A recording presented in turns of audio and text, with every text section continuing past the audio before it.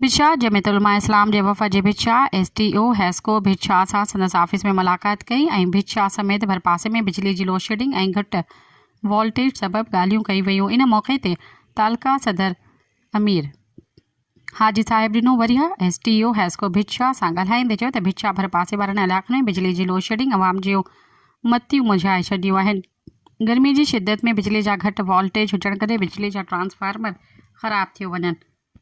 रहवासियुनि जे घरनि में पंहिंजे पाणी जी तंगी हुजण सबबि मुनासिब अमन आहे सॼो ॾींहुं बहरान अवाम खे ॾिजे ऐं ॻीचीअ में विझे।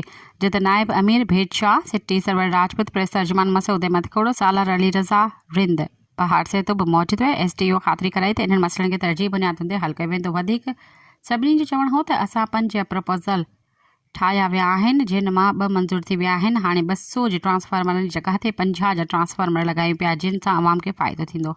सब्सक्राइब कयो अवामी न्यूज़ HD खे ऐं ताज़ा तरीन ख़बरुनि लाइ ॾिसंदा रहो अवामी न्यूज़ HD।